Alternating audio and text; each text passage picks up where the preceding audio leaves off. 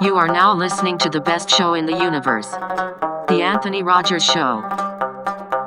You probably wish that this was your show, but it's not. It's The Anthony Rogers Show.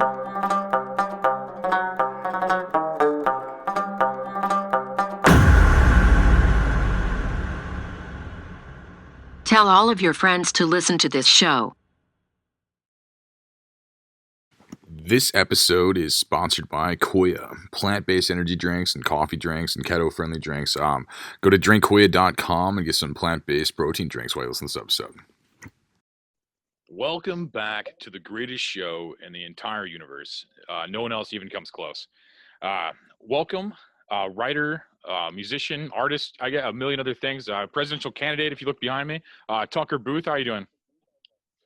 Anthony, we meet again. Last time it was my podcast, now I'm on yours. I'm happy to be here, man. How you doing? Pretty good, man. Yeah, yours seemed so much more professional than mine. I feel like you had you had it way more mapped out, I felt like. Yeah, mapped out for me means with a guy like you that I'm just going to feed you a bunch of trigger bait and just let everybody else go crazy listening. That's all I had to do for you. And for the listeners and people watching, depending on how you're viewing this enjoying this podcast, I met Tucker years ago. I used to play on Del Mar, and we got into it a little bit on your podcast. How you're like a local staple for playing music in St. Louis. You're now in Redondo, in California now, but I met you probably like 10 years ago, and then came into touch with you again on Twitter. Like, it's crazy. Well, I was spamming your DM box, no less. I love that part about this. Like, I go around like looking for followers of the people that I've been working with or people that are connected to the St. Louis culture. And I found you sending around a song I wrote recently called St. Louis, which was gaslighting tribute to the city that I grew up in partially. And you hit me back and you're like, bro, did you even live here? And I'm like, yeah, for about 18 years. And then we started communicating and you figured out that I was the street musician that sang you Wonderwall out in front of Vintage Vinyl when you were drunk 15 years ago. Yeah, I sang. I sang shittily next to your good music. I believe. I think I tried to sing with it, and like you were a good sport about it. You didn't Simon Cowell me at all. You just went with it. I was too desperate for your money and affection back then. I would never do that. You know, that was when I was in full on, horror mode in the street. So, but no, man, those were good times, and they seem like a lifetime ago, 15 years ago.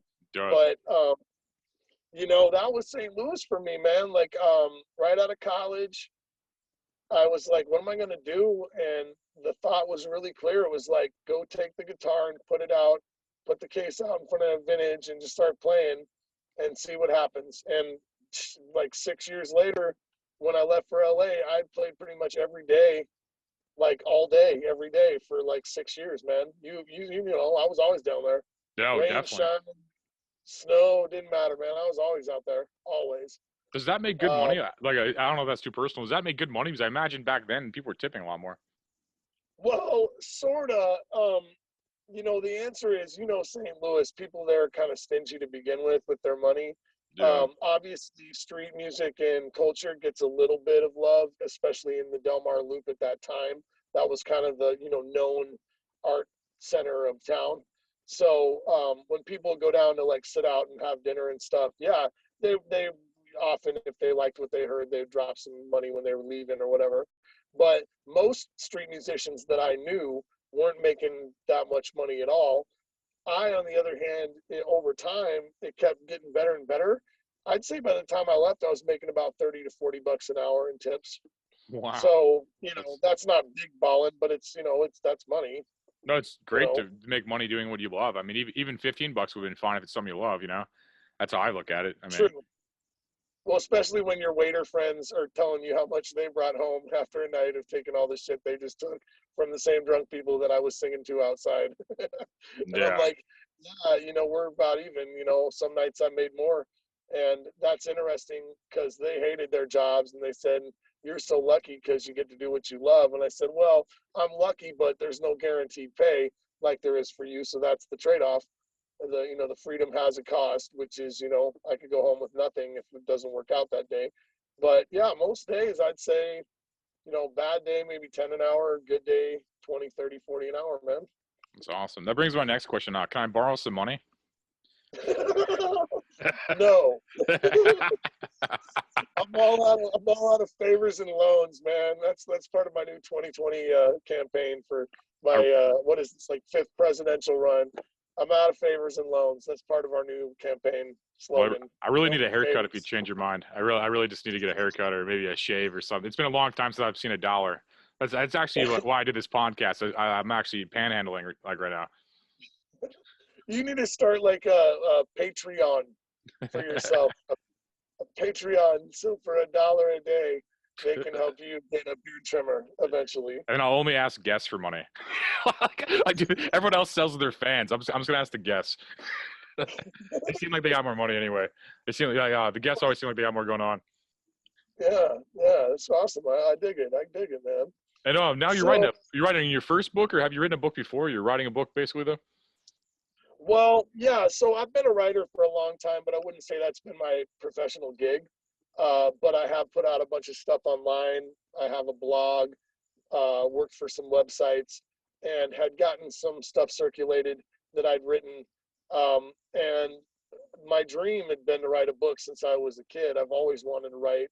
And as I got older, the story became more and more clear. It was about my life and a series of events throughout my life. But, this last year, when the pandemic really kicked into the next level and the world shut down, like last March, right? Like I was going crazy like everybody else, dude. Like I had like a legitimate, like a mental and emotional breakdown for about a month and a half. And, partly for me, it was because as a full-time professional musician and entertainer out here, whose livelihood is based on being able to be in large groups of people, like I am the least essential worker under the new definition of essential worker, right? Like there is no less essential worker than a live musician anymore. So like that was what I was struggling with. And eventually by like month 1.5, wife was like, you just need to go, like just go on a spirit journey. I'm not kicking you out. I'm not even mad at you. It just keeps coming to me. It's what you need. Go on a spirit journey, go wherever you want, take the car, take a bunch of supplies, and just find yourself and write that book, man. Like write that book you've been meaning to write. And bro, I drove from LA to San Francisco, stayed up with my brother-in-law in Palo Alto area. His girlfriend wouldn't even let me in the house, so I'm like sleeping in the garage by his car, bro, on a cot. And I started writing a book in his garage, man, like sitting by his car. I started writing a book. He brought a table out for me. And eventually drove on to Portland, Oregon, which is my original birthplace. And while I drove all the way up through Oregon, just vibing on all this scenery and just getting open and kind of getting my shit together about, processing how to move forward with all this new world, I wrote about 25 pages on the trip. And by the time I got home, I was on my way. And now it's a 500-page book, bro, and it's done. So it's taken about 8 months and it's done. That's awesome, man. Congrats. So, that's a big fucking thing. That's a big deal, man. It's awesome. Yeah, it's crazy. It felt crazy writing it. It felt crazy going through everything that I've gone through in my life. It's the book's about. And I guess I didn't tell you at all what the book's about, but I call it Quick Trip. And it's like a series of all of these different trips, most of them road trips that I took in my life. And basically how a series of events from when I was 16 affects me all the way through my life. And I keep kind of running from having to deal with it. And finally now at 41, I'm dealing with it. And I used all these trips and, escapist type logic to try and get away from it. But I have to finally kind of, face up. So that's kind of what the book's about. I call it like an epic biographical road trip adventure. That's what it is. That's awesome, man. That's really real and authentic. I think the way that you're able to even say that and like kind of be with that. A lot of people are kind of sheltered with like how they portray themselves.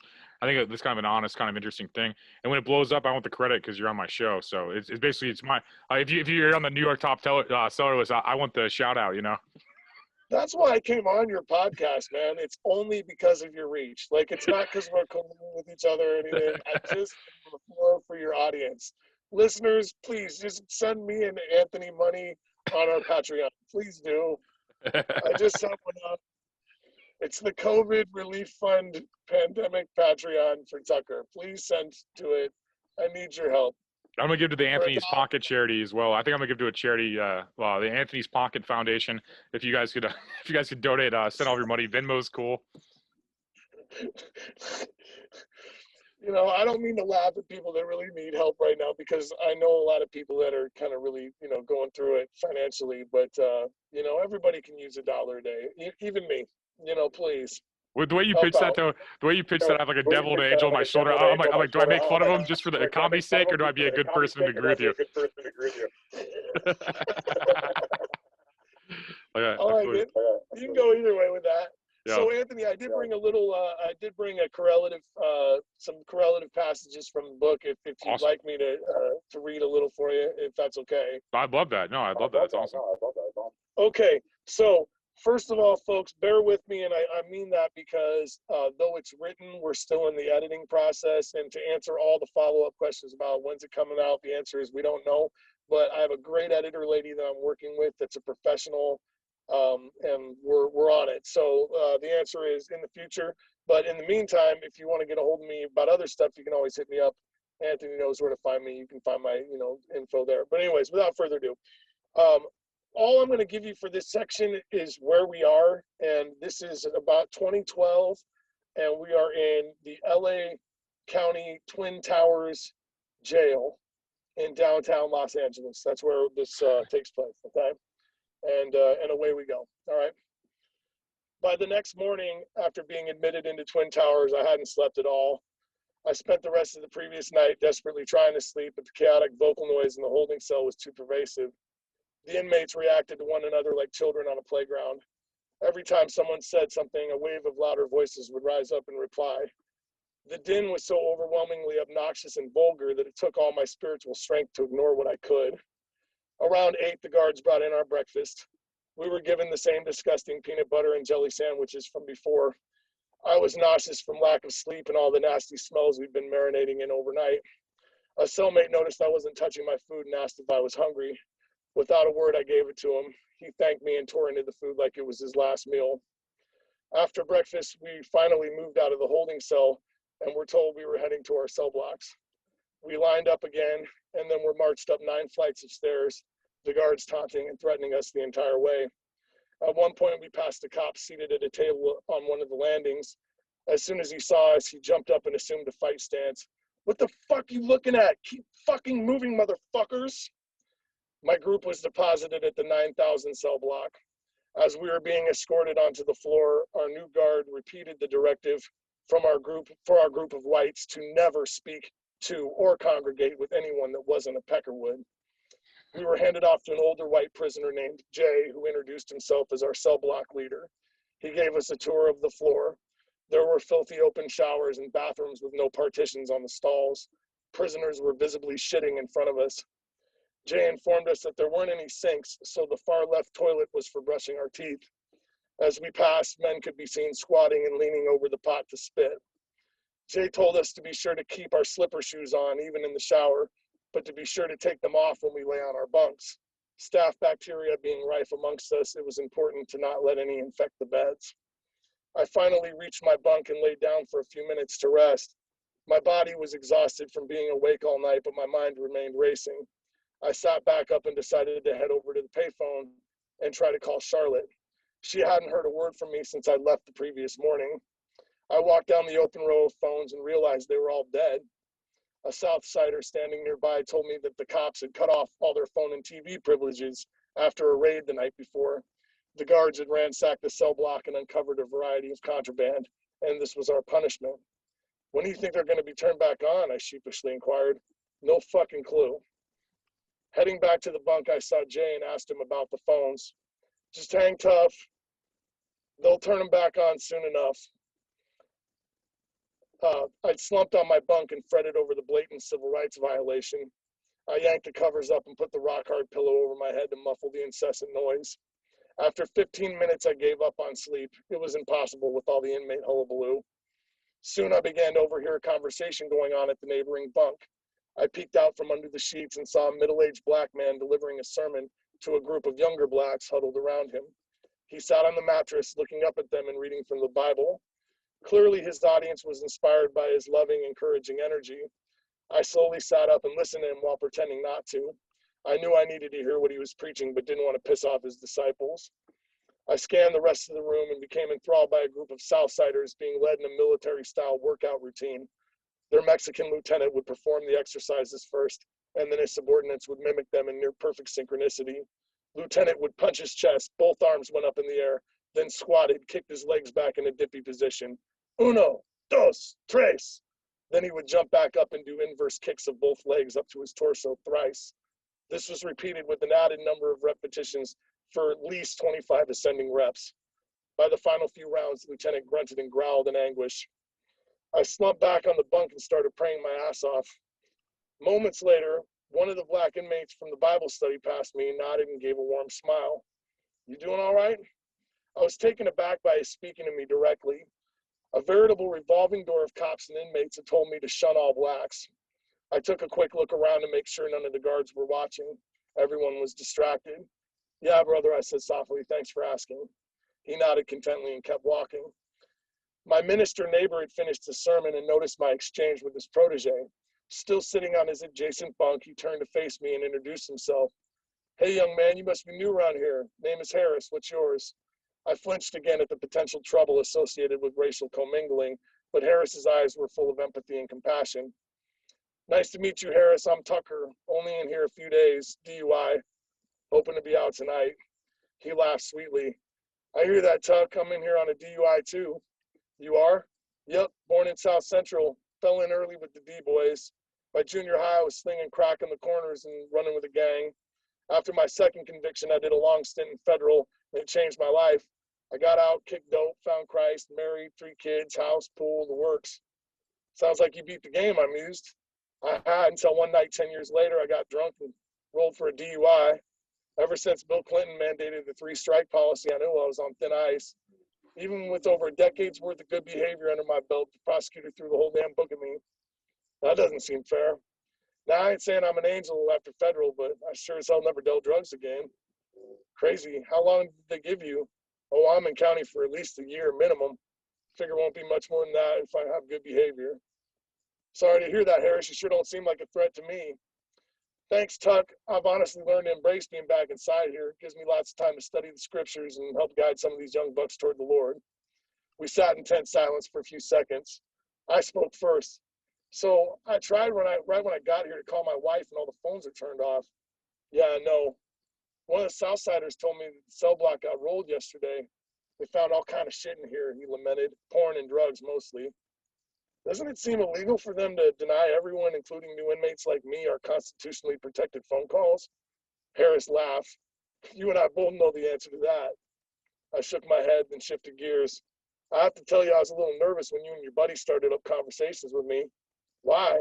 Well, ever since I got booked and printed yesterday morning, all the cops and white inmates kept telling me to stay away from all the other races but my own. They said if I didn't, there'd be hell to pay. They did, huh? He winked.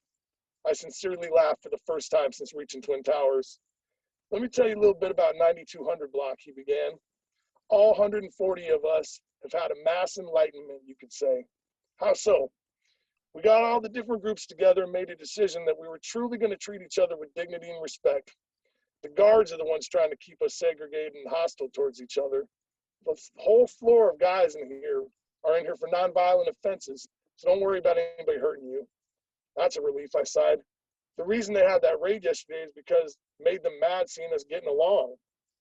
That's crazy as hell. Sure is. But again, no need for you to sweat it. Phones will be back on by dinner, you'll see. I thanked Harris for his reassurances and said I was going to go try and find something to read. He pointed me to the lending library, which consisted of 3 hard chairs and one half-empty bookcase, a few dog-eared books and some newspapers strewn about. I grabbed a copy of the LA Times and turned to head back to my bunk. Before I could leave the area, 2 ginormous Southsiders stepped directly in front of me. Both of their heads were covered with tattoos, and they had to be both 6 foot 4 inches tall. The one on the left fixed me with an icy glare and pointed a sausage finger at me. Hey, Wood, where'd you get that paper from, dog? I found it over there, and it looked like no one was reading it, I weakly blurted. He slowly shook his head. You can't read that one, dog. That's one of our papers, see? He pointed to the top right corner of the newspaper. In black pen, someone had written Southsiders paper in childish scrawl. Sorry, bro, I deferred. It's my first day. I handed the paper to him and cautiously offered my hand to shake, trying to show respect. The giant gangster smiled and shook it with a firm grip. No problem, he mumbled. I looked around for another copy. A grandfatherly-looking white man was sitting in one of the chairs reading what looked to be the Times. I asked him if there were any more Peckerwood copies. No, but you can totally take mine, he said. He passed it to me while offering a greeting handshake with his other hand. Sure enough, the copy had Wood's paper written in the same wobbly handwriting across the top. What are you in here for, he asked. DUI. You just get here today? Yes, sir. Well, then you'll be out by tomorrow, he emphatically affirmed. This place is too full as it is. With that, he nodded, picked up his newspaper, and went back to reading. As I returned to my bunk, I thought about how badly I wanted to believe that old man. The problem was, it was almost evening time, and I was getting a sinking feeling that the massive influx of prisoners the night before was gumming up the works. My sentence was for up to 13 days in jail. When I'd gone to the court, the prosecutor told me that most nonviolent offenders only did 10% of their recommended minimum. My choice was daunting but clear. Either borrow $2,000 I didn't have to pay my fines, or go to Twin Towers for probably 1.3 days. 1.3 had come and gone. For all I knew, I could be stuck in there for a fucking week. Harris waved when I got back to the bunk. As I was sitting in to read, another black, slightly younger neighbor introduced himself. What's up, man? I'm Daryl. Another handshake. Harris here told me you went for drunk driving. We launched into a long conversation, mostly involving him asking me questions about my life. Daryl wanted to know about my family. When I told him I had a 2-year-old son, he especially perked up. He's lucky to have a dad like you in his life, he said sadly. I never got to meet mine. He's dead now. Even though all the personal questions were making me more homesick, I obliged them. I could tell that Daryl was lonely. It also, again, put things into perspective.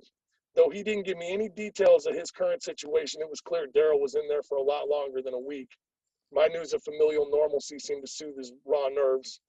Ever been in Twin Towers before, he asked? No, I'm pretty certain this one time ought to keep me from coming back. I hope you're right. This ain't no place for nice guys like you. Yeah, but honestly, the craziest part, Daryl, is that ever since arriving yesterday, I felt more afraid of the cops than the so-called criminals. He chuckled and shook his head. There's some mean motherfuckers that run this place is why. You know this cell block has filed more police brutality complaints than any other in the county.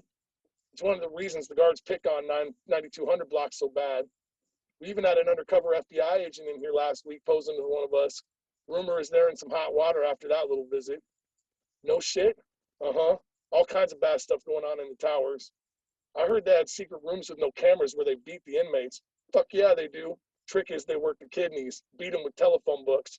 That way the bruises are internal and don't show up on a physical. Damn.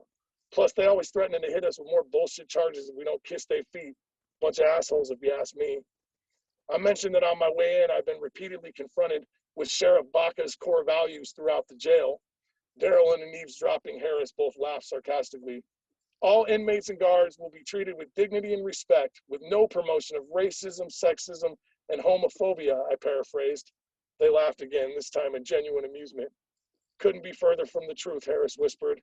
They get mad when we do show respect. That's all I'm going to read.